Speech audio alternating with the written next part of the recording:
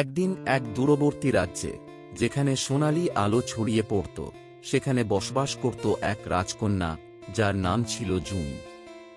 সে সাধারণ রাজকন্যা ছিল না, কারণ তার ছিল এক বিরল ও জাদুকরী শক্তি।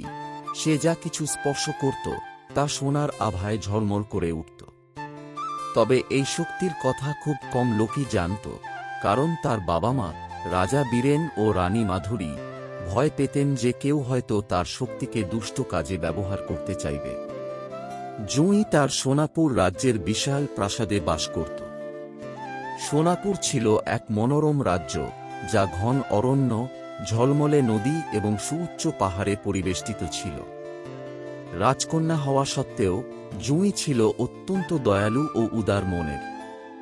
সে সাধারণ মানুষের জীবন কাছ থেকে জানতে ছদ্মবেশে গ্রামে যেত, শিশুদের সঙ্গে খেলত এবং দরিদ্রদের সাহায্য করত। একদিন রহস্যময় এক সোনালি কুয়াশা সমগ্র রাজ্যে ছড়িয়ে পড়ে। মাঠের ফসল শুকিয়ে যেতে থাকে, নদীগুলো শুকিয়ে যায় এবং প্রাণীরা দুর্বল হয়ে পড়ে। রাজ্যের মানুষ আতঙ্কিত হয়ে ওঠে, আর রাজা সবচেয়ে বিজ্ঞ ঋষিদের ডেকে পাঠান সমাধান খোঁজার জন্য। এক বৃদ্ধ ঋষি অগ্নিবাণ এক ভবিষ্যৎবাণী করেন, সোনার রাজকন্যাকে পর্বতের ওপারে এক যাত্রায় বের হতে হবে। তাকে খুঁজে বের করতে হবে মায়াবী ফিনিক্স, যে সোনার জাদুর অভিভাবক। জুঁই জানত তাকে রাজপ্রাসাদের আরামের জীবন ছেড়ে এক বিপজ্জনক অভিযানে বের হতে হবে। বাবা মায়ের আশীর্বাদ নিয়ে সে রওনা হয়। তার সঙ্গে ছিল তার বিশ্বস্ত কথা বলা কবুতর ছায়া এবং এক সাহসী যুবাযোদ্ধা আরিন, যে প্রতিজ্ঞা করেছিল তাকে রক্ষা করবে। তাদের পথ চলা সহজ ছিল না। ফিসফিসে বনের মধ্যে তারা মুখোমুখি হয়ে ছায়াচোর নামের এক ধূর্ত প্রাণীর, যে জুঁইয়ের সোনার স্পর্শ চুরি করতে চেয়েছিল। বুদ্ধি ও দলবদ্ধ চেষ্টার মাধ্যমে তারা তাকে পরাস্ত করে।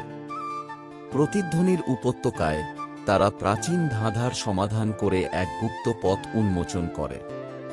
অবশেষে তারা পৌঁছে যায় মায়াবী পাহাড়ের চূড়ায়, যেখানে বসবাস করত জাদুকরী ফিনিক্স। ফিনিক্স, যার দেহ জ্বলন্ত সোনালি পালকে আবৃত ছিল, জুঁইয়ের অনুরোধ শুনে জানায় যে এই সোনালি কুয়াশার কারণ এক ভয়ঙ্কর জাদুকর, যার নাম জারকন। সে সোনাপুরের জাদুকরী শক্তি চুরি করে নিয়েছিল, যার ফলে প্রকৃতির ভারসাম্য নষ্ট হয়েছিল। রাজ্যকে রক্ষা করতে হলে জুঁইকে তার প্রকৃত শক্তি গ্রহণ করতে হবে এবং তা জ্ঞানের সঙ্গে ব্যবহার করতে হবে। জুঁই নতুন সাহস নিয়ে রাজ্যে ফিরে আসে এবং জারকনের মুখোমুখি হয়।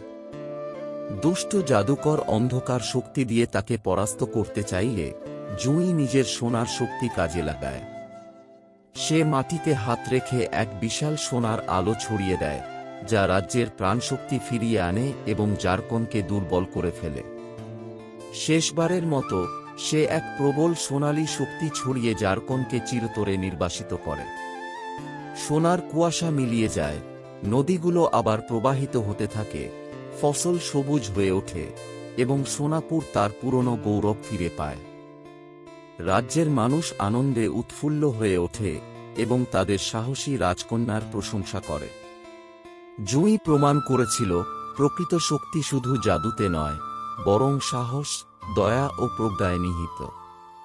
সেই দিন থেকে রাজকন্যা জুঁই প্রেম ও ন্যায়ের সঙ্গে রাজ্য শাসন করতে থাকে।